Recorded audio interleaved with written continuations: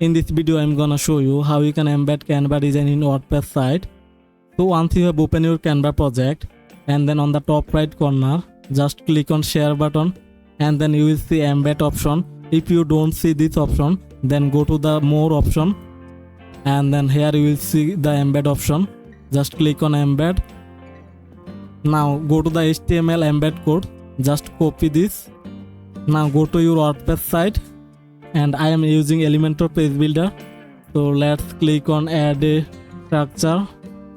Now go to left panel and here search for code.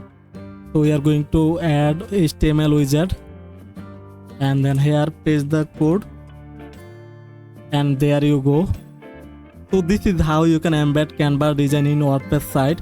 Hope that this video help you out. If this video help you, hit the like button and subscribe this channel. Thanks for watching.